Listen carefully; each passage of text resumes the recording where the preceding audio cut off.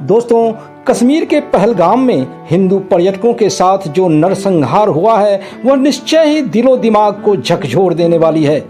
Islamic जिहादी अब हर सीमा पार कर रहे हैं और हम आज भी उसी गंगा जमुनी तहजीब और भाईचारे के घिसे पिटे फॉर्मूले से बाहर नहीं निकल पा रहे हैं। जागो हिंदुओं जागो, ऐसा ना हो कि बहुत देर हो जाए। अफगानिस्तान से तुम खदेड़ दिए गए, पाकिस्तान से गायब कर दिए गए, बांग्लादेश में तुम्हारा नरसंहार किया जा रहा है और अब तो हिंदुस्तान में भी तुम सुरक्षित नहीं रहे। अरे मूर्खों, सेकुलरिज्म की आड़ में वे गजवाए हिंद कर रहे हैं, पर तुम्हें क्या फर्क पड़ता है, क्योंकि अभी तुम्हारे घर तक यह आग पहुंची ही नहीं। तुम्हारे बहू बेटियों के साथ तो ऐसा कुछ हुआ ही नहीं। मेरा मानो तो नींद से जागो और इन जिहादियों को पहचानो और सतर्क हो जाओ। लोग कहते हैं कि आतंकवाद का कोई मजहब या धर्म नहीं होता।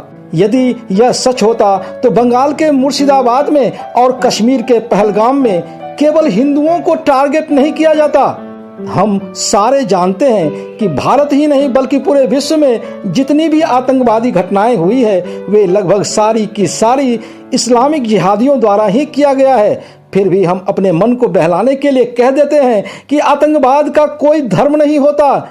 पता नहीं उनके सो कॉल्ड आसमानी किताब में कितना जहर भरा हुआ है कि वे काफिरों यानी कि हिंदू समेत अन्य धर्म वालों को मारकर जन्नत जाने का ख्वाब देखते हैं। जुम्मे को जब वे मस्जिदों से तकरीरें सुनकर निकलते हैं तो मरने मारने और पत्थरबाजी करने पर उतारू हो जाते हैं। मदनी समेत कई मौलाना हिंदुस्तान में रहकर भी खुलेआम गजवाए हिंद की बात करते हैं और तुम हो कि उनको भाई समझकर खुद चारा बन जाना चाहते हो।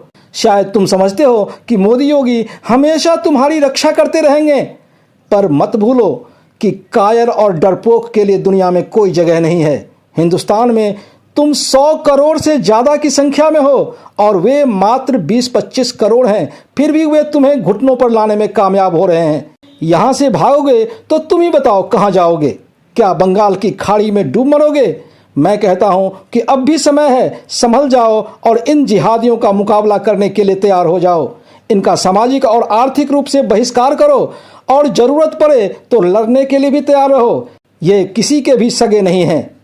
इन्हें तो केवल जन्नत और 72 हूरें ही चाहिए, जो जैसा कि वे मानते हैं कि केवल काफिरों यानी कि हिंदुओं, बौद्ध, जैन, सिख और ईसाइयों का गला काटकर ही हासिल किया जा सकता है। यहाँ मैं आपको बता दूं कि मैं केवल जिहादी आतंकवादी की ही बात कर रहा हूँ।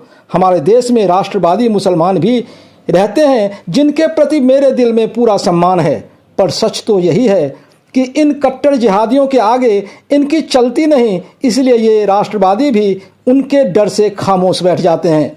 मैं प्रदीप झा आपसे रिक्वेस्ट कर रहा हूँ कि प्लीज़ सच्चाई को समझिए और ऐसी ताकतों से मुकाबला करने के लिए जाति पंथ से ऊपर उठकर एक हो जाइए और यही आपका सबसे बड़ा सुरक्षा कवच होगा।